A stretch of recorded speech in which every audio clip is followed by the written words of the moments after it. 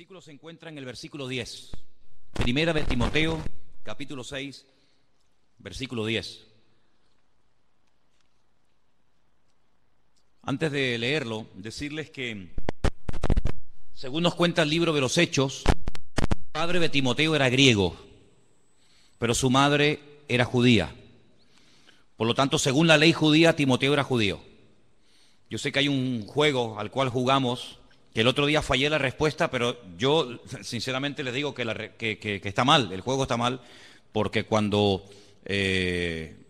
la madre es judía, aunque el padre no sea judío, se considera que el niño es judío. Entonces, en ese juego de la Biblia, qué gentil acompañó a Pablo y tal, y la respuesta era Timoteo, pero la respuesta es equivocada, ¿no? Pero bueno, Pablo dice que lo conoció en uno de los viajes. Se ve que tenía buenas referencias, se ve que hablaron bien de él. Dice que lo circuncidó, por si acaso los judíos se metieran con él porque no estaba circuncidado. Y con el paso del tiempo, Timoteo se convirtió en uno de los hombres de confianza del apóstol Pablo. Fíjate hasta qué punto llegó a tener confianza el apóstol Pablo en Timoteo, que a pesar de que era una persona con problemas de salud, la Biblia nos enseña que tenía problemas continuos con el estómago, y sabemos que era joven y probablemente hasta soltero, pues el apóstol Pablo le rogó que se quedara al frente de la iglesia que él había abierto en la ciudad de Éfeso. Sabemos que la iglesia de Éfeso, años más tarde, recibió una carta que gracias al Señor nosotros la tenemos en la Biblia, que lleva el nombre de Carta de Pablo a los Efesios, una carta maravillosa. Y sabemos que en esa ciudad fue donde más tiempo el apóstol Pablo estuvo pastoreando y predicando. La obra comenzó de una forma un tanto extraña, ¿no? Porque dice la Biblia que el apóstol Pablo ya había estado una primera vez en Éfeso, pero no había predicado. Después de años vuelve y dice que conoció a un pequeño grupo de hermanos y les hace una pregunta. ¿Os acordáis la pregunta que el apóstol Pablo le hace a este grupito pequeño de hermanos? Creo que eran 12. ¿Os acordáis? ¿Alguien os suena? Todo esto está en Hechos capítulo 19, por si os interesa un poquito más conocer la historia, ¿no? Bueno, la pregunta que el apóstol Pablo les hace es: ¿cuándo recibisteis el Espíritu Santo? Interesante la pregunta, ¿verdad? Si yo te lo preguntara a ti, ¿tú cuándo recibiste el Espíritu Santo? ¿Tú qué me dirías? Ay, amigo, como que te da miedo responder, ¿no? Por si acaso te equivocas. Luego no estás muy seguro. Porque si yo te digo ¿cómo te llamas? Tú no dices, Tú sabes que hay gente que cuando le haces una pregunta te dicen, Pero es una forma para pensar la respuesta, ¿no? ¿Cuándo recibieron ustedes el Espíritu Santo? Y ellos dicen, nosotros nunca hemos oído hablar del Espíritu Santo. Yo imagino que ninguno de ustedes me daría esa respuesta, ¿sí o no? Porque ustedes saben quién es el Espíritu Santo, ¿sí o no? ¿Quién es? Entonces Pablo le dice, bueno, si ustedes no saben quién es el Espíritu Santo, ¿ustedes en qué fuisteis bautizados? ¿Cuántos bautismos hay según la Biblia? 1. Unos dicen que no. 2. ¿Cuántos? 1. Oye, ¿os dais cuenta, Hay 7 bautismos mencionados en el Nuevo Testamento. 7. ¿Me podéis nombrar uno? El bautismo de Juan el Bautista. El bautismo en agua, el que practicaban los discípulos, ¿verdad? Bien. El bautismo del Espíritu Santo. Yo os bautizaré en Espíritu Santo y fuego, dijo el Señor. ¿Qué más? Por un mismo Espíritu fuisteis todos bautizados en un cuerpo. Bueno, no es el tema a tratar, pero para que veáis. Entonces, el apóstol Pablo dice, mira, vamos a hacer una cosa con ustedes. Ustedes fueron bautizados por Juan el Bautista hace 25 años atrás. Ustedes se han quedado anclados en el tiempo. Ustedes no han madurado, no han crecido. Ustedes viven de una experiencia que tuvisteis que fue muy bonita, pero forma parte del pasado hace 25 años. Y el creyente no puede vivir de los recuerdos, de la gloria pasada, sino tiene que vivir en una constante renovación, ¿sí o no? Porque si usted, para contar un testimonio o para hablar algo bonito que el Señor hizo en su vida, tiene que recurrir a algo que le pasó hace 25 años, quiere decir que usted hoy no tiene nada que contar. Y sin embargo, el creyente cada día tiene algo que contar, ¿sí o no?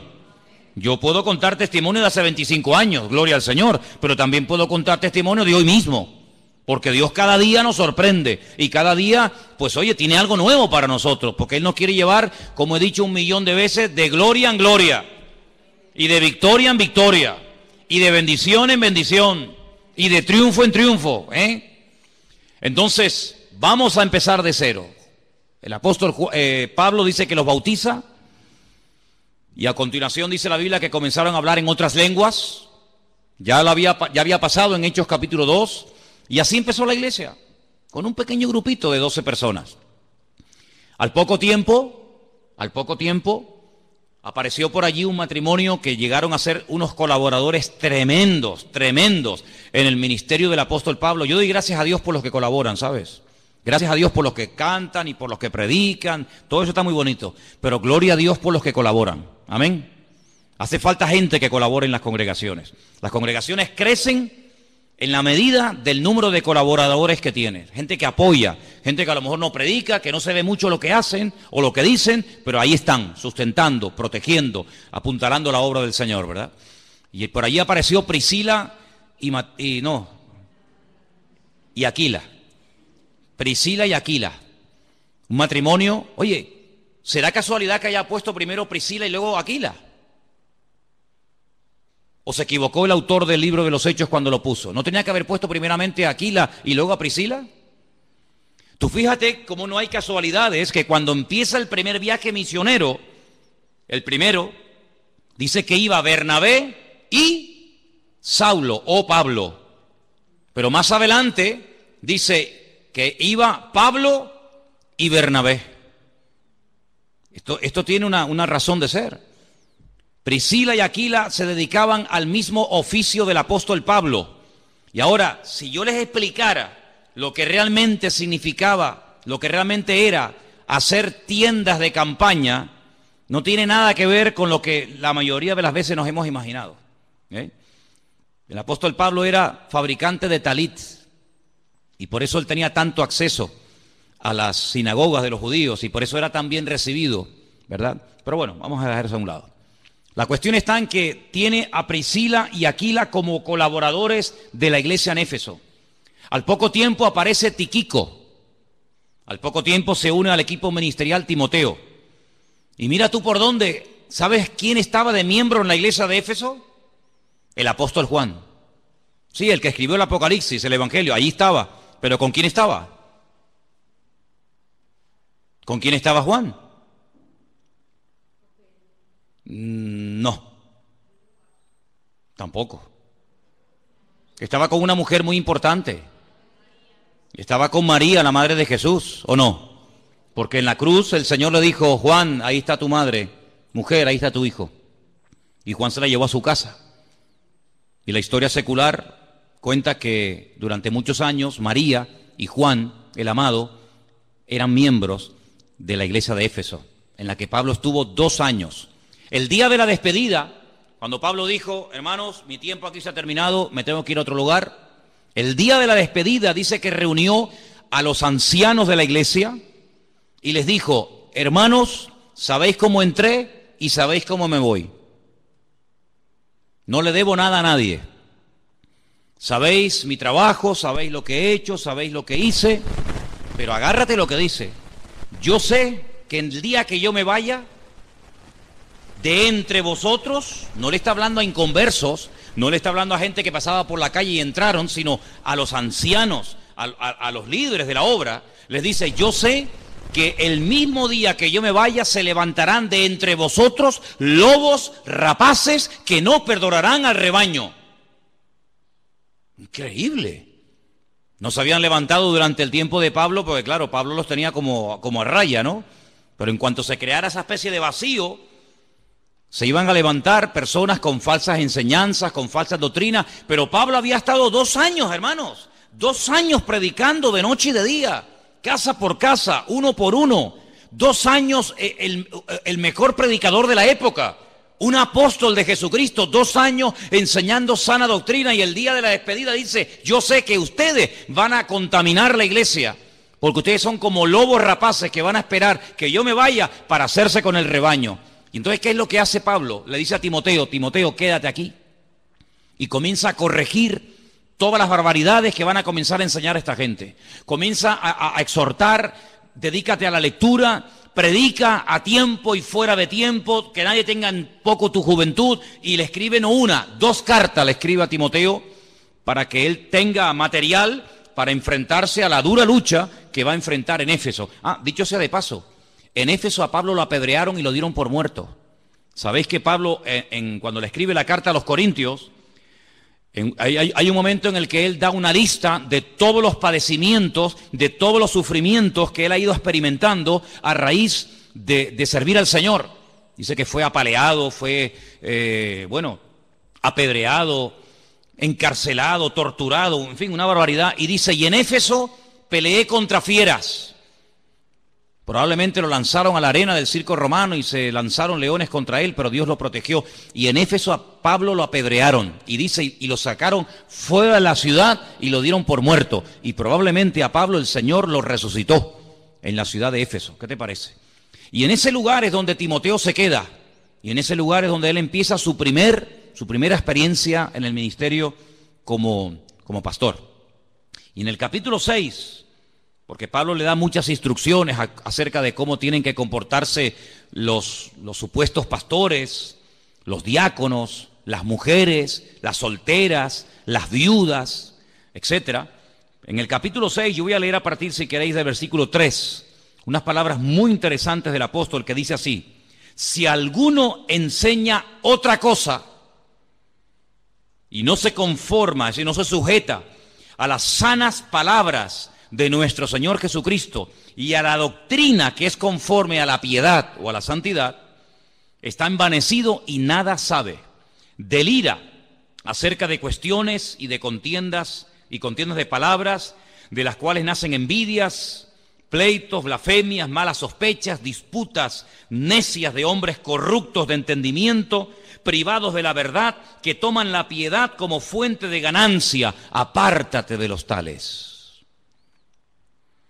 Pero gran ganancia es la piedad acompañada de contentamiento, porque nada hemos traído a este mundo y sin duda nada podremos sacar. Qué gran verdad, ¿eh? Así que, teniendo sustento y abrigo, estemos contentos con esto. Qué diferente la filosofía de vida de un cristiano, de un hijo de Dios, a la filosofía del mundo en la actualidad, ¿verdad? Teniendo comida, sustento y abrigo, dice, tenemos que estar contentos, no decir, bueno, vale, no, contentos, no resignados ahí, bueno, contentos, hermano, gozándonos en el Señor. Solamente con eso, con el sustento y con el abrigo, sí, pero no es que no tengo esto, no, es que eso no es necesario para la vida. Y sigo leyendo en el versículo 9, porque los que quieren enriquecerse caen en tentación y lazo, y en muchas codicias necias y engañosas que hunden a los hombres en destrucción y perdición. No hay nadie que hable más claro que Pablo y Santiago acerca del peligro de dejarnos seducir y atrapar por los bienes materiales y por el tener, y cuanto más tienes, más quieres. Porque, hermano, el no tener tiene un límite. Sí. Si no tengo comida me muero de hambre, ese es el límite. Pero el tener, ¿qué límite tiene? No hay límite para la avaricia, no hay límite para tener. Y ahora quiero tener esto y mañana quiero tener lo otro. Y no hay un límite, porque siempre habrá algo nuevo que no tienes y te gusta tener. Pero la palabra de Dios nos enseña que nosotros no tenemos que entrar en ese juego, en esas vanidades absurdas de tener, sino que teniendo, como acabamos de leer, sustento y abrigo, estemos contentos con esto. Hoy ha habido gente en el mundo que ha muerto de hambre, hermanos. Hoy, sí, hoy mismo. Mientras tú y yo estamos aquí en la iglesia, alabando a Dios, y gloria a Dios, y aleluya, y cada uno con la suya. Pues hoy ha habido gente en el mundo que ha muerto de hambre. ¿Qué te parece? En pleno siglo XXI, que haya gente que muera de hambre, con toda la comida que se tira, con todos los recursos que hay, pues sí, hermano, todavía hay gente que muere de hambre. Y esta noche habrá gente que duerma a la intemperie. Mira Nepal, mira el terremoto ese tremendo. Dice que ya van como, no sé, 5, 6, 7, 8 mil. Bueno, y aparte nunca sabrán los que realmente murieron, porque por esas aldeas, a esas altitudes, ¿quién sabe cuánta gente vive allí? Se desmoronó la montaña y tú te crees que te van a poner a contar los muertos. Olvídate. Tremendo, ¿no? Tremendo, ¿no? Y nosotros esta noche, gracias a Dios, podremos dormir en una cama y tranquilos y cubiertos. Así que, hermanos, ¿cuántos motivos tenemos para darle gracias a Dios? Amén. Amén. Y ahora viene un versículo que es tremendo, ¿no? Dice, porque raíz de todos los males es el amor al dinero. Fíjate que no menciona el dinero, sino el amor al dinero, que es otra cosa. El cual, codiciando algunos, fíjate lo que dice aquí, se extraviaron de la fe. Luego la habían conocido, habían experimentado el amor del Señor. Capaz que hasta servían al Señor. Dice, pero se extraviaron de la fe y fueron traspasados de muchos dolores. ¿Sabes que en la segunda carta, la segunda carta que Pablo le escribe a Timoteo, él dice que cuando lo sacaron de la cárcel para hacerle el juicio, bueno, le hicieron varios, ¿no? Pero dice, la primera vez que lo juzgaron, la primera vez que le tomaron declaración, dice, yo estuve más solo que la una, nadie estuvo a mi lado. Dice que un tal Alejandro, que era uno de los que viajaban con ellos, predicando y fundando iglesias y levantando la obra del Señor, dice que se le fue. Y encima se le fue causándole unos problemas terribles. Y después menciona un tal Demas, que es mencionado en otras cartas, no solamente en la carta de Pablo a Timoteo, sino en otras también. Y dice, y Demas me ha dejado, dice, amando a este mundo. Es decir, el mundo lo arrastró, lo atrajo como un imán, de tal manera que dejó a Cristo, dejó el ministerio, dejó la predicación, lo dejó todo, porque el mundo le lanzó el guante y lo atrapó. Y este era uno de los que se dedicaba a predicar la palabra. Uno de los que viajaba con Pablo, y con Pablo, dicho sea de paso, no viajaba cualquiera, no viajaba cualquiera. De hecho, todos conocemos el incidente, ¿verdad?, que hubo en cierta ocasión ya en el primer viaje misionero entre Pablo y Marcos. ¿Sabéis o no? Dice la Biblia que, bueno, llegó un momento en el que Pablo viajaba con Bernabé, y Bernabé se llevó a su sobrino, a Juan Marcos, el que después escribiría el primer evangelio, que lleva su nombre.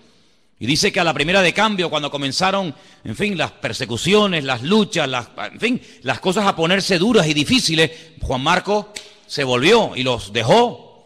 Y en el segundo viaje misionero, cuando Pablo, en vez de ir por mar, quiere ir por tierra, visitando las iglesias que habían fundado en el primer viaje y aparte yendo a otras latitudes, Bernabé dice, bueno, vamos a llevar otra vez a mi sobrino. Y Pablo dice, esta vez no. ¿Por qué? Porque nos abandonó. Y Bernabé seguramente le habrá dicho, bueno, pero vamos a darle una segunda oportunidad. Perdonen la expresión, metió la pata en el primer viaje, se asustó. Era demasiada presión, demasiada responsabilidad. No estaba firme, no era maduro para aguantar esto. Pero bueno, vamos a darle una segunda oportunidad. Y Pablo que no, y Bernabé que sí, y Pablo que no, y Bernabé que sí. Y Bernabé y Pablo dicen, pues mira, yo no puedo trabajar más contigo. Y Pablo dice, pues muy bien, pues vete. Y dice la Biblia que Bernabé cogió a su sobrino, a Marcos, y se fue a la isla de donde él era, a Chipre. Y Pablo dice, bueno, pues yo me voy con Silas. Silas, que también en la Biblia aparece con el nombre de Silvano, que era el que les escribía las cartas, porque Pablo las dictaba y él las escribía y luego las firmaba. Y la Biblia pues nos dice que se separaron durante años y no volvieron a trabajar juntos. Fíjate lo exigente que era Pablo, que como la liaras una vez, cruz y raya, se acabó. Contigo no se puede contar para esto, por lo menos. Después de muchos años sabemos que Pablo le dijo a Marcos que viniera a la cárcel a visitarlo y tal y cual, pero si Demas viajaba con Pablo es porque había pasado el filtro, porque a Pablo no se la daban con queso, a Pablo no se le colaba cualquiera. Pues a ese que viajaba con Pablo, a ese que sirvió al Señor en el ministerio juntamente con Pablo, dice que lo abandonó por amor a este mundo. Así que no solamente una persona que no es pastor y que no sirve al Señor, digamos, a tiempo completo puede ser en un momento determinado engañado y atrapado y engañado por el mundo, sino que también pastores Y gente que servía al Señor lo abandonan. Y tengo que decir lamentablemente que yo he conocido, no muchos, gracias a Dios, no muchos, pero he conocido 3, 4, tal vez 5 pastores que por los negocios hablaron con sus respectivas congregaciones que se iban a dedicar un tiempo a los negocios, iban a ganar dinero y que con ese dinero iban después a financiar la obra y la obra iba a estar mucho mejor y abandonaron el ministerio y nunca más volvieron. Y algunos de ellos me llamaron en su momento para pedirme que mi opinión, qué opinaba yo, y les dije, ni se te ocurra dejar de servir al Señor por los negocios, porque la Biblia dice que ninguno que milita, si ninguno que está en el reino, enrolado en el ejército de Dios, ninguno que milita se enreda en los negocios del mundo. Los pastores no hemos sido llamados para hacer negocios. Déjaselo a las ovejas. Déjaselo a los miembros de la iglesia que se dediquen a esas cosas, pero los pastores no estamos para hacer negocios de ningún tipo. A mí me han propuesto negocios, pastores de aquí de las islas. Oye, mira que hay este negocio que tú puedes ganar mucho dinero y con ese dinero pagas el alquiler de la iglesia y con ese dinero no sé qué. Digo, no se te ocurra nunca más volverme a llamar para ofrecerme tal cosa. Y algunos querían insistir y les tuve que hasta casi decir, mira, si me vuelves a llamar por esto te cuelgo el teléfono. Yo tengo prohibido categóricamente dedicarme al mundo de los negocios, porque yo soy una persona que ha sido llamada exclusivamente para servir al Señor. Yo no voy a dejar de servir al Señor ni de pastorear porque vaya a ganar mucho dinero. Es que yo no estoy en esto por dinero, yo no estoy en esto. Ayer Elena y yo hablamos, nosotros hemos vivido en la península sin ser pastores, como evangelistas itinerantes, viajando por aquí, yendo por allá, sin recibir ni un solo centavo, y hemos vivido por fe, no solamente antes de venir aquí, sino en otras ocasiones. Sabemos lo que es vivir por fe totalmente, totalmente. Sabemos lo que es sentarnos a la mesa con el plato vacío y orar y tocar a la puerta y el Señor suplirnos. Sé lo que es viajar horas y horas. Por eso te decía el otro día, David, que tu testimonio me impactó cuando veías que la gasolina del coche, ¿no?, subió. Y hermano, yo venía de Barcelona un día, yo me fui de Galicia, 1200 kilómetros, Pontevedra, Barcelona, prediqué durante una semana y cuando regresé en esa congregación no me habían dado ni un centavo me habían dado, y volvía con las manos vacías. Y sé lo que es dormir dentro de un coche en una gasolinera, y sé lo que es llevar durante horas y horas y horas la lucecita naranja de la reserva y decir, Dios mío, que no llego, pero contigo sí llego, Dios mío, estírala, y llegar, y sabemos lo que es eso, ¿no? Pero no es una tentación, no debería ser una tentación para una persona que sirva al Señor, tampoco para un cristiano, pero para uno que sirva al Señor menos todavía. No debería ser una tentación el tema económico, porque la Biblia dice, y lo vuelvo a repetir, que el que milita no se enreda en los negocios de esta vida. Y además de eso, hay una amonestación tremenda que hemos leído esta noche, que dice que el amor al dinero es la raíz de todos los males.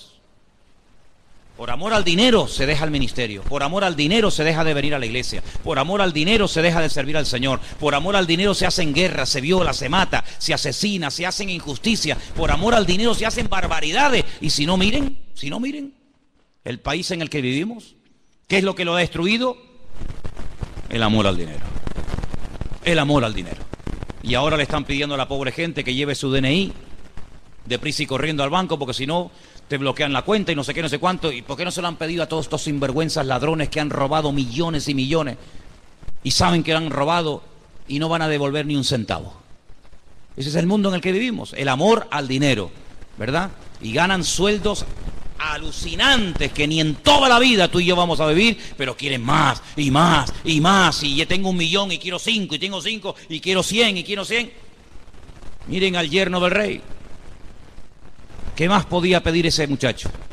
Casado con la hija del rey de España. Tenía su vida garantizada ya para siempre, él, sus hijos, sus nietos, pero la avaricia, el tener más, y una casa, y el otro, y lo otro. El amor al dinero, dice la Biblia, es la raíz de todos los males.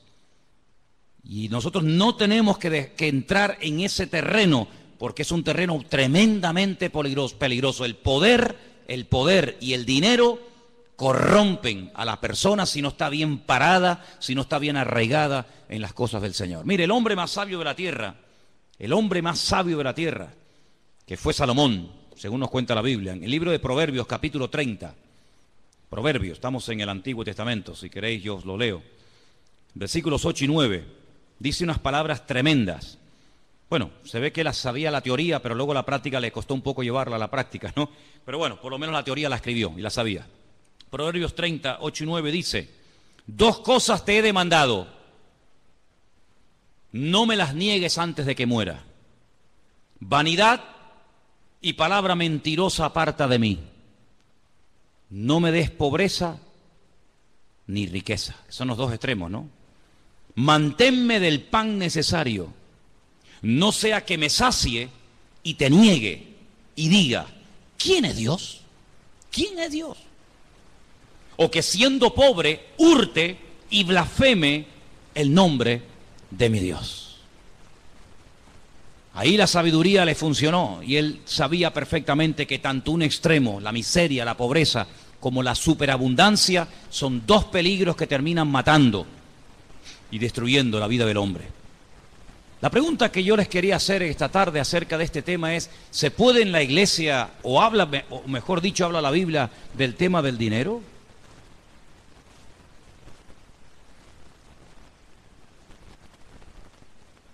Hola. Hemos mencionado un versículo donde aparece la palabra dinero, ¿sí o no? Claro que la Biblia habla de este tema. ¿Saben por qué? Porque tal vez a lo mejor tu problema no sea la enfermedad. Tal vez tu problema no sea tu matrimonio. Tal vez tu problema no sean los nervios, o la depresión, o cualquier otra situación de la vida. Pero tarde o temprano el tema económico de alguna manera u otra nos va a afectar a todos, ¿sí o no? A todos nos va a afectar. Porque vivimos en un mundo donde hay un sistema creado por el hombre. Y en ese mundo vivimos, aunque no somos de este mundo, estamos de paso, pero por vivir en este mundo, cuando llega final de mes, tenemos que pagar, los que tengan casa en propiedad, su hipoteca, los que vivimos de alquiler, nuestro alquiler. Cuando llega el recibo de la luz hay que pagarlo con dinero. Cuando quieres poner gasolina en el coche hay que utilizar dinero. Cuando quieres comprarte un par de zapatos porque te hacen falta tienes que utilizar dinero. Cuando quieres llamar a tu familia que está en el otro punto de la tierra tienes que pagar con dinero. En fin, todo hoy en día gira en torno al dinero. Y con el dinero se pueden hacer muchas cosas buenas, claro que sí. Con el dinero se pueden abrir iglesias, se pueden comprar Biblias, se puede comprar cosas para ayudar a la gente. Habéis visto en la pantalla, habéis visto lo que se hizo en su día, gracias al Señor, con el dinero que entraba, se pudo comprar un terreno donde hoy en día hay niños huérfanos, ¿verdad? Que si no fuera por la ayuda que reciben estarían por las calles tirados como perros, muertos de hambre, o sabe Dios qué, ¿verdad? Con el dinero se pueden hacer maravillas, pero también se pueden hacer auténticas barbaridades. Auténticas barbaridades. Fíjate tú, hermano, que el día que el Señor Jesucristo resucitó, y los fariseos y los escribas y los sumos sacerdotes sabían que había resucitado, porque ellos sabían perfectamente que el testimonio de la guardia romana era un testimonio fidedigno. Ellos sabían perfectamente que la resurrección se había producido, pero no querían aceptarla. No querían decir: oye, nos hemos equivocado, hemos matado al Mesías y al final era quien él dijo que era, el Mesías, y ha resucitado. Bueno, vamos a pedirle al Señor perdón. No. Inventaron un rollo, inventaron una historia y le ofrecieron a los soldados romanos dinero para que dijeran: si os preguntan, ¿qué pasó?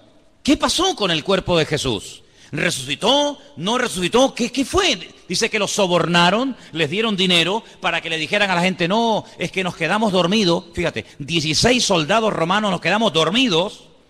Vinieron de noche sus discípulos, pasaron por encima de nosotros, rodaron la piedra, antes cortaron el sello romano, sacaron al muerto fuera y no nos hemos enterado. Y dice, y este dicho llega hasta el día de hoy. Es decir, que cuando se escribieron los evangelios todavía corría la bola en el mundo de que era mentira que Jesús había resucitado, sino que sus discípulos robaron el cuerpo y fue todo por un soborno con dinero. Entonces, con dinero se pueden hacer maravillas y con dinero se pueden hacer auténticas barbaridades. Porque el dinero es un instrumento, es un buen siervo, pero es muy mal amo, es tremendamente cruel. Si lo usas, será una bendición. Si te usa, te destruirá. si lo usas adecuadamente, si lo administras, si lo canalizas para el fin por el cual Dios te lo dio, será una bendición. De hecho, el martes en la clase de discipulado pusimos en una pizarra las listas, las 2 listas que hay en el Nuevo Testamento de lo que llamamos los dones del Espíritu Santo, que están en Romanos capítulo 12 y Primera de Corintios capítulo 12, y uno de los dones es el don de repartir. Si la persona que Dios le provee, la persona que Dios lo prospera, pero que tiene claro que es como una herramienta que Dios le da, como a mí me da la herramienta de la predicación, pues a otros le da la herramienta de los recursos para que pueda el evangelio correr y no se detenga la obra. Eso es un don. Eso es un don que no todo el mundo tiene. Porque no significa que porque una persona tenga muchos recursos, tiene el don. Pero hay un don en la Biblia. Y tenemos que pedirle al Señor el don de la generosidad. ¿Cuántos dicen amén? El don de la generosidad, porque eso es el don de repartir. Ser generoso, abrir la mano y cubrir las necesidades de la obra. Es un don, como el hablar en lenguas, como interpretar mensajes, como profetizar y como otros dones así que nos llaman mucho la atención. Pues hay un don que es el de servir, otro que es el de organizar o presidir, otro que es el de hacer misericordia, ¿verdad? Todo lo que tiene que ver con la obra social, etcétera. Y hay un don que es el de repartir. ¿Repartir qué? Pues lo que Dios te da, mijo. Lo que Dios te da, ¿para qué? Para ti, no. Para ti también, pero sobre todo para repartir, para que haya igualdad en el cuerpo de Cristo. Eso dice la Biblia. Eso es lo que dice la palabra de Dios. Por lo tanto, el dinero como instrumento es muy poderoso. Tú imagínate que tuviéramos ahora 100.000 euros, 200.000 euros, por ejemplo, en la cuenta de la iglesia. Yo mañana mismo me voy a alquilar un local. ¿Dónde? Me voy a alquilar uno a Candelaria, que no hay iglesia, me voy a La Laguna, que no hay iglesia. La Laguna, 200.000 habitantes. Ciudad universitaria, donde hay miles y miles de jóvenes, incluso que vienen de otras islas. Pues yo me voy mañana con el equipito de sonido que nos regalaron, con las sillas que nos regalaron, y me alquilo un local en La Laguna y pongo fuera iglesia, vida nueva, tal, culto, martes y sábado por la tarde. Aquí, jueves y domingo por la tarde. Y en Candelaria, lunes y viernes. Y predico todos los días, yo no tengo problema en eso, a mí me encanta eso. Sí, pero vete a alquilar un local en Candelaria. Te van a pedir 2 meses, el mes de no sé qué, el mes de fianza. Si tuviéramos recursos, madre mía, y nos iríamos a otras islas. Y le pagaríamos la universidad a algún hermano de la iglesia. Por ejemplo, tenemos el caso, perdone si no nombro a otro, pero es el primero que me viene a la cabeza. Esta chica, ¿cómo se llama? Leana. No le dieron la beca y tuvo que dejar sus estudios universitarios. Porque no le dieron a la pobre la beca. ¿Y cuánto era la beca? Pues nada, tampoco estamos hablando de millones. Si la iglesia tuviera recursos, becaba a los jóvenes para que fueran jóvenes todos universitarios. Y si la iglesia tuviera recursos, pues construiríamos casitas, haríamos un barrio cristiano, o aquí en este edificio que hay 7 pisos vacíos. 7 pisos vacíos. Yo hoy estaba en mi casa y miraba y decía, Señor, encima de nuestra iglesia hay 7 departamentos vacíos. Aquí al lado, pared con pared, tenemos un local tan grande como este, que si tuviéramos recursos, yo alquilaba los 7 pisos y alquilábamos el local de al lado. ¿Para qué? No sé, haríamos otro rastro, haríamos un salón para los jóvenes, un salón social para dar de comer. No se cerró la puerta en el albergue, pues aquí ahora vamos a poner un comedor social para todo el mundo. Sí, pero ¿cómo lo hacemos? ¿Cómo lo hacemos? O sea, están pidiendo 1.000 euros de alquiler por este local. Y por poco que pidan van a pedir 300 o 400 euros por cada piso. Si tuviéramos 7 podríamos ayudar a las familias necesitadas de la obra. Con dinero, hermano, se pueden hacer maravillas. Iglesias, financiar pastores, abrir centros de rehabilitación, lo que quieras. Pero si no hay dinero, pues hay que conformarse con lo que hay. Pero fíjate el mundo cómo utiliza para lo malo sus recursos. Y la droga, el dinero y los miles de millones que producen, ¿para qué? Para guerras, para derrocar gobiernos, para matar gente, para matar criaturas, para secuestro, para violar. La raíz de todos los males es el amor al dinero. Por eso tenemos que orar al Señor, y hermano, y no es pecado hacerlo. Orar para que Dios nos dé recursos, no solamente recursos humanos, sino también recursos materiales. ¿Cuántos dicen amén? Yo me acuerdo cuando vinimos de un viaje de África y nada más entrar por la puerta de la iglesia en el puerto de la Cruz, me acordaré toda mi vida como si fuera ahora. Habían allí dos hermanas de visita, Claro, cuando uno venía de África, imagínate cómo venía. Vienes encendido de África, ¿no? Viendo la necesidad, viendo la basura, viendo a los chiquillos. Veníamos de allí locos y querías meter a todo el mundo en la visión de África. Y estaba allí una señora y nada más terminar el culto me dice, ¿me deja su número de cuenta? Y le dije, ¿para qué? Pensé que me iba a pedir algo. Dice, no, porque quiero dar una ofrenda a la iglesia. Digo, entonces usted necesita la cuenta de la iglesia, no la cuenta mía. Eso, la cuenta de la iglesia. Digo, mira, ahí está Armando, me acordaré que estaba allí. Digo, háblese con ese hermano que está ahí. Él le da el número de la cuenta de la iglesia. Y dio 10.000 euros. Que no ha sido la ofrenda más grande que han dado aquí, ¿eh? Porque aquí una vez un hermano dio 5 millones de pesetas, ¿eh? Cuando empezamos, un hermano de aquí dio 5 millones de pesetas y a la semana otro dio 2.700.000 pesetas. Cuando empezamos aquí hace 14 años. Y con ese dinero, pues se compró el terreno, se comenzó a construir. Después vino un hermano que ya no se congrega aquí, que dio un día 5.000 euros. Me fui un día a predicar a Madrid y salía del baño y se me acercó una hermana y me dijo, tenga hermano, para los niños de África, y me dio 1.000 euros. Y fue una cosa increíble. Con dinero, hermanos, se pueden hacer maravillas. Maravillas, sinceramente. Y tenemos que orar al Señor, que el Señor levante obreros, pero obreros que podamos después ayudarlos y podamos sustentarlos y que se dediquen, como yo creo que tiene que ser dedicado un obrero, a tiempo completo y que tenga sus recursos y que tenga sus necesidades cubiertas. ¿Para qué? Para que tenga 24 horas al día dispuesto para servir al Señor. Y tenemos que orar y Dios lo puede hacer. ¿Cuántos dicen amén, hermanos? Dios lo puede hacer. Yo creo que una de las cosas que el diablo está tratando de controlar a toda costa son las finanzas y los recursos para que los creyentes no levanten cabeza y para que las iglesias sean cabeza en vez de ser cola, como dice la palabra que tienen que ser. Y a mí me da mucho dolor cuando veo hermanos que tienen, para que seamos cabeza y no cola, ¿no? Lo dije al revés, perdón. Menos mal que ustedes ya saben de la Biblia. Que ya pueden corregir al pastor. Fíjate qué maravilla, ¿eh? Qué nivelazo, ¿eh? Tremendo, ¿eh? Entonces, hermanos, tenemos que orar que Dios supla recursos, hombre. Imagínate que pudiéramos alquilar ese local, no sé, en La Laguna, en Candelaria o en Guímar o donde fuera. Bueno, alguna pareja ahí de la iglesia que esté dispuesto a ir allí. Venga, mandamos a fulano y a mengano. Sí, ¿cómo los mandamos? ¿Con una mano delante y la mano detrás? ¿Cómo los mandamos? Habrá que comprarles un cochecito, alquilarles un piso, pagarles el primer año los gastos de la obra hasta que la iglesia crezca. ¿Cuántas maravillas se pueden hacer con recursos, hermanos? Y tenemos que orar para que en el nombre de Jesús las riquezas o las necesidades materiales de la obra no frenen el avance del Evangelio, no frenen el avance del Señor. Y yo creo que si tenemos fe y oramos, el Señor va a hacer milagros entre nosotros. Porque nuestro Dios es un Dios de milagros. Pero hay algo, hermanos, que yo tengo que decirlo. Y no lo digo con doble intención, porque líbreme Dios. Lo digo con toda sinceridad. Mire, hermano, si nosotros somos fieles, aunque seamos 4, no me importa el número. El número no tiene nada que ver con esto. Si nosotros somos fieles con nuestro Dios, en lo que nos corresponde como cristianos dar, Dios va a respaldar su obra. Porque dice la Biblia, y quiero leer ese versículo esta tarde, porque la Biblia, claro que habla de economía, pero de economía sana. No de economía corrupta como están las calles, sino de una economía correcta, sana, justa. En el libro de Malaquías, que en su Biblia está en el último del Antiguo Testamento, hay un versículo que yo sé que tú conoces de memoria, pero yo te lo voy a leer. Está en capítulo 4 de Malaquías. 3, perdón.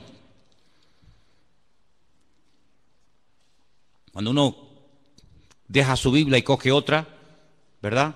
En la otra Biblia mía hago así, y lo encuentro enseguida. Cuando uno cambia de Biblia parece que nos cuesta más conseguir las cosas, ¿no? Pero hablando acerca de las ofrendas, hablando acerca de los diezmos. ¿Me ayudáis? Es el 10, pero ¿qué? Sí, 3, sí, perdón, ya está, sí, 3:10, perdón, sí. Es que en la otra Biblia tengo ese versículo a la izquierda y en esta está a la derecha. Capítulo 3 de Malaquías, verso 10. Bueno, si quieren arranco desde el... pasa que es muy fuerte el 9, no sé si les va a gustar que lo lea. No sé qué hacer. Yo iba a leer el 8, pero es que el 8 es peor. Ay, mi madre. Ahora me metí en un follón. Ahora me metí en un lío. ¿Puedo leer el 8? Tú eres el que me estás diciendo que lo lea, ¿eh? ¿Robará el hombre a Dios? Y tú dices, ¿cómo va a robar un hombre a Dios? ¿Se puede robar a Dios? Bueno, vamos a seguir leyendo. Vosotros me habéis robado. Y dijisteis, ¿en qué? ¿En qué te hemos robado a ti? Y dice el Señor, en vuestros diezmos y en vuestras ofrendas. Yo te dije que el versículo era muy fuerte, ¿eh? Yo te dije que el versículo era tremendo. ¿Me dejáis leer el 9? Bueno. Malditos sois con maldición, porque vosotros, toda la nación, me habéis robado.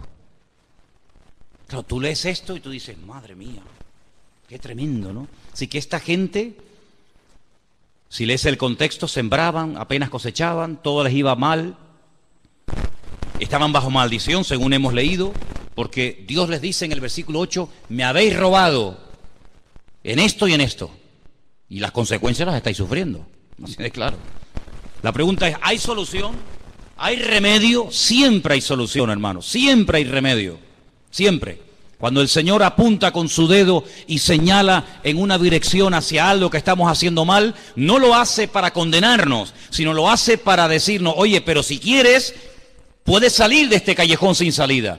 Sí, estáis mal, estáis bajo maldición, lo habéis hecho fatal, pero la solución la da en el verso 10, que era el que yo en un principio quería leer, pero te leí el 8 y el 9 porque tú me diste permiso para leerlo.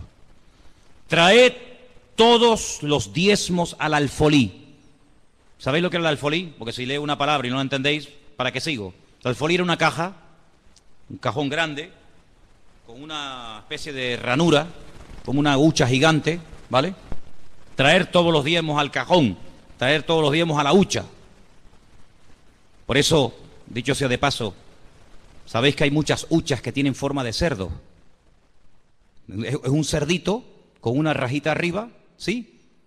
¿Y por qué tienen forma de cerdo? Porque los que daban el diezmo eran los judíos. Las naciones paganas no pagaban el diezmo, pero los judíos daban el diezmo. ¿Y cómo llamaban a los judíos? Cerdos. Y era un insulto. De ahí vienen las huchas con forma de cerdito. Traed los diezmos al alfolí, haya alimento en mi casa. Y ahora dice algo tremendo, que no lo dice sobre otro tema, pero sí sobre este. Probadme ahora en esto. Si no, os abriré las ventanas de los cielos, derramaré sobre vosotros bendición hasta que sobreabunde. Además, verso 11, reprenderé también por vosotros al devorador, y no destruirá el fruto de vuestra tierra, ni vuestra vid en el campo será estéril, dice el Señor de los ejércitos. Y todas las naciones os dirán, bienaventurados, porque seréis tierra deseable, dice el Señor de los ejércitos. ¿Cómo empieza el versículo? Malditos sois con maldición, mira cómo os va la vida, mira la situación en la que estáis, cómo termina la historia. Seréis la envidia de las naciones, tierra deseada, tierra bendecida, tierra prosperada. ¿Por qué? Porque cuando ustedes escogen un camino donde ustedes son los que ponen las normas, donde ustedes son los que me estáis mirando a mí, ¿verdad? Estáis mirando a mí, al que predica. Siempre se mira al que predica, no al que entra ni al que sale. Cuando una persona hace su voluntad, cuando una persona hace las cosas a su manera, pues las consecuencias son terribles. Cuando una persona escoge el camino del Señor, obedece al Señor, cumple su palabra, dice aquí que se llegarían a ser una nación deseable para todas las naciones. Vete al Oriente Medio, vete a Irak. ¿Cómo está Irak? Es una pena, un desastre. Vete a Siria, ¿cómo está? Desastre. Vete a todos esos países. ¿Cuál es la ciudad, el país más bendecido de Oriente Medio? Donde los limones son así de grandes, así de grandes. Donde hay bendición, donde hay prosperidad, donde no hay paro, donde no hay analfabetismo, donde buscan gente porque hay trabajo y trabajo de sobra. ¿Cuál es la ciudad, el país más bendecido y más próspero de Oriente Medio? El más chiquito de todos, el más pequeñito. Arabia Saudita, no señor. Dubái tampoco. ¿Cuál es el país más bendecido? El pueblo de Dios, el pueblo de Israel. Por eso es la envidia de todo. Por eso todos quieren destruirlo. Por eso todos están contra él. Por eso todos van en contra. ¿Por qué? Porque la bendición de Dios levanta envidia. Porque la bendición de Dios, el respaldo del Señor, pone furioso al enemigo. Cuando tú no produces envidia en el enemigo no se mete contigo. Cuando tú eres una persona bendecida, cuando el gozo del Señor es tu fortaleza, cuando el Señor te va abriendo puertas, todas aquellas personas que dicen que no creen en Dios, en lo más profundo de su corazón te tienen envidia y celos. ¿Por qué? Porque ven el respaldo del Señor sobre tu vida. Fíjate qué curioso, te voy a poner un ejemplo. Un esclavo, un muchacho que no lo quieren ni sus hermanos, sus propios hermanos carnales ni lo quieren, no lo pueden ver en pintura, le han puesto un mote. Antiguamente, aquí había gente que se conocía más por el mote que realmente por su nombre propio. Ahí viene el soñador, unos celos, una envidia terrible, todos los hermanos, desde el más grande hasta el más pequeño, contra su hermano José. ¿Por qué? Porque es un chico bendecido. Porque es un chico que tiene comunión con el Señor, Dios le habla, Dios le da sueño, Dios le da revelación, y la envidia, te vuelvo a repetir, siempre despierta envidia y celos en la gente que te rodea. ¿Qué es lo que quieren hacer? Matarlo, acabar con su vida, lo meten en un pozo, lo quieren matar de hambre, lo quieren matar de sed. Rubén dice, no, vamos a hacer algo, vamos a venderlo porque ya matarlo es muy duro. Pero bueno, y cuando vayamos a la casa y nuestro padre nos pregunte por nuestro hermano, ¿qué le decimos? Si él lo mandó. Y ahora cuando vayamos nosotros y José se queda aquí, ¿qué le decimos? Bueno, inventamos una mentira. Le quitamos la ropa, que era una ropa de colores que él llevaba, la teñimos con sangre de un animal y le decimos a nuestro padre que José ha sido despedazado por una fiera del campo y ha muerto. Fíjate qué crueles. Ni uno dijo, no hagamos eso. ¿Cómo le vamos a decir a papá eso? Y un año, y otro año, y ninguno hablaba, todos callados como zorros. Y José, el pobrecito, allí más solo que la una en Egipto. Pero dice la Biblia que el Señor estaba con José. ¿Cuántos dicen amén? La Biblia no dice, pero el Señor estaba con Rubén, el Señor estaba con Neftalí, el Señor estaba con Gad o con Aser. No, el Señor estaba con aquel que aparentemente era el que peor estaba. Solo, abandonado, tirado allí como un perro en Egipto sin entender ni papa, porque él hablaba hebreo, allí se hablaba en el idioma de los egipcios, árabe, él no entendía nada, sin padre, sin madre, sin comérselo ni bebérselo, más solo que la una. Lo compra un señor llamado Potifar y se da cuenta que este muchacho es distinto, se da cuenta que este joven es diferente. Siembra y hay unas cosechas alucinantes, organiza el ganado y el ganado es sano, robusto y fuerte. Donde pone la mano José, dice, allí estaba la mano de Dios. José es un hombre próspero porque tiene comunión con el Señor. Claro, la envidia y los celos, ¿de qué venía?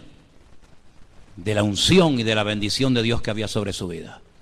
Entonces, amados hermanos, te das cuenta cómo cuando una persona es bendecida, cuando una persona tiene algo que decirle al mundo, la gente te preguntará y la gente se te acercará.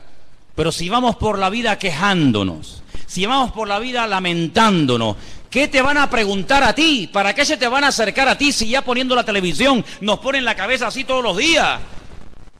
Pero ¿a quién se van a acercar? A la persona que vive en este mundo, pero es diferente. Ríe, canta, danza, baila, honra al Señor. ¿Por qué? Porque aunque vive en este mundo, no es de este mundo. Y eso es lo que la gente tiene que ver en ti y lo que tiene que ver en mí. Pero no lo van a ver aquí dentro, porque aquí de la gente en la calle prácticamente no entran porque les da miedo. Pero cuando salgas de aquí, ya verás compañeros de trabajo, compañeros de instituto, compañeros de clase, vecinos, amigos, familiares. Es ahí donde tienes que marcar una diferencia y hablar diferente y hablar distinto, decir, Dios está con nosotros, pero en palabras y en hechos. ¿Cuántos dicen amén? Pero para eso tenemos que hacer lo que nos corresponde. Esto no es tocar un botón y ya está, no. Acá hay una parte humana que cuando nosotros la hacemos, Dios dice que hace así y abre las ventanas de los cielos, derrama bendición hasta que sobreabunda y además Él se encarga de reprender al devorador. Y yo pregunto, ¿y quién es ese señor? ¿Quién es el devorador? El diablo. Bueno, pues yo veo cristianos que están todo el día reprendiendo al diablo. Todo el día están reprendiendo al diablo. Pero si el Señor dice, pero si tú haces tu parte, el que lo voy a reprender voy a ser yo.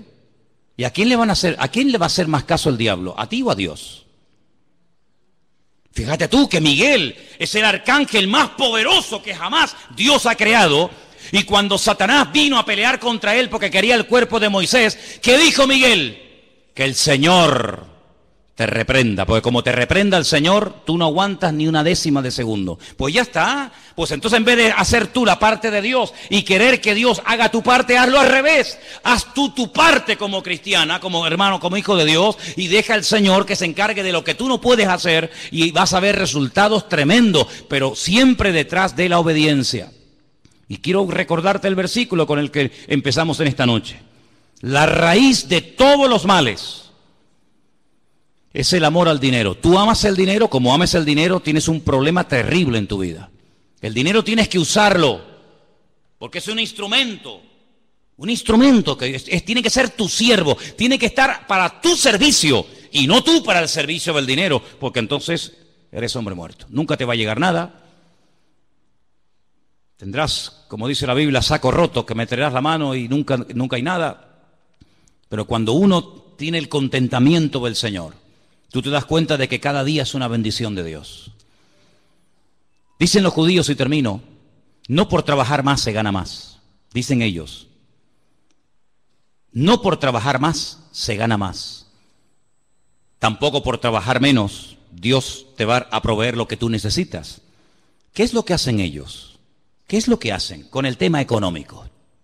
Ellos lo que hacen, cuando empieza el año, oran y le encomiendan al Señor todo el año.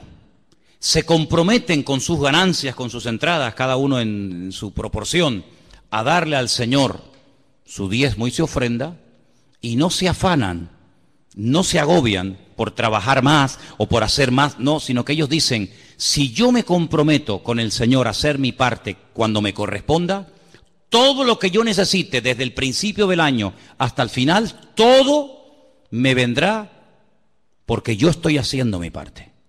¿Cuánto tenemos que aprender de muchas personas que no tienen mucho de lo que nosotros tenemos hoy en día, pero han descubierto un secreto?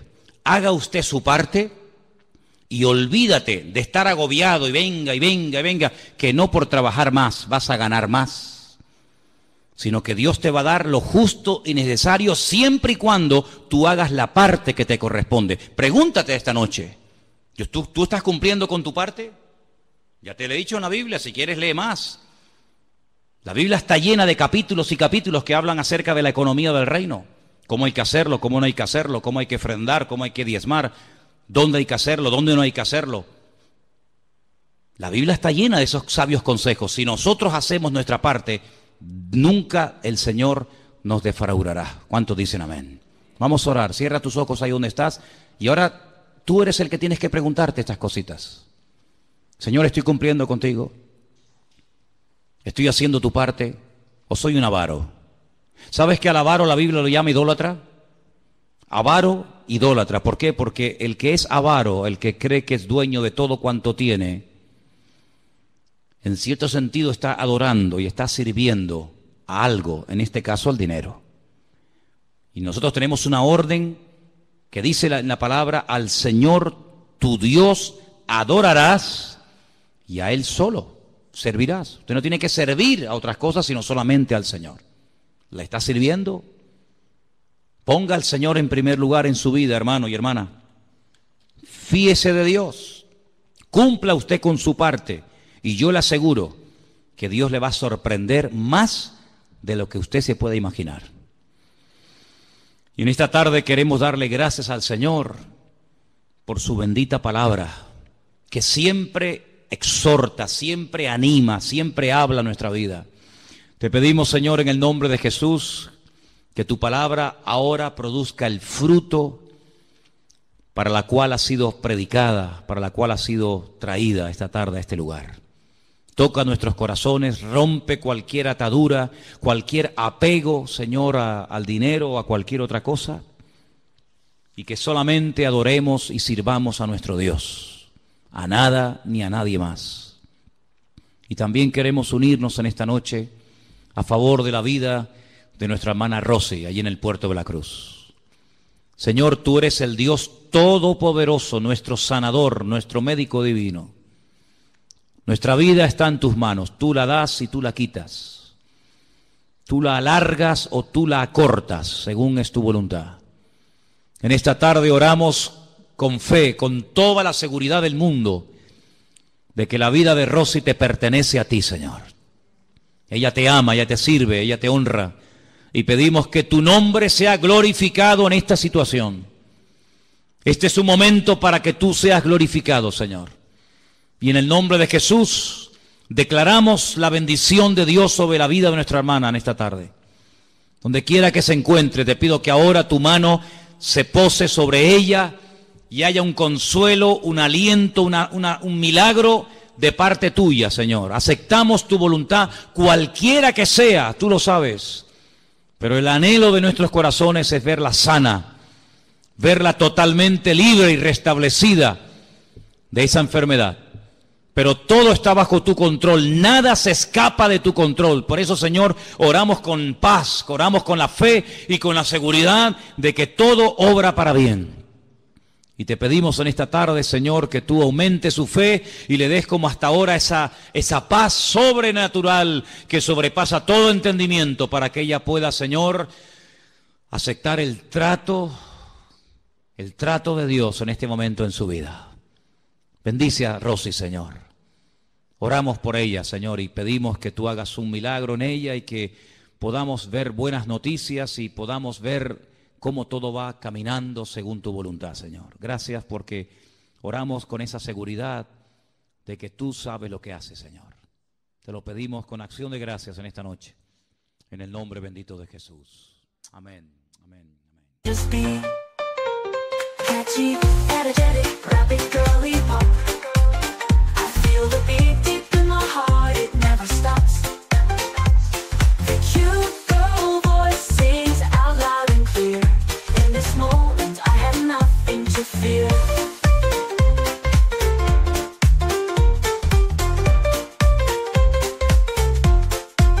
We're singing, we're dancing, we're living the dream. The music surrounds us like a warm sunbeam. Together, we're stronger. Together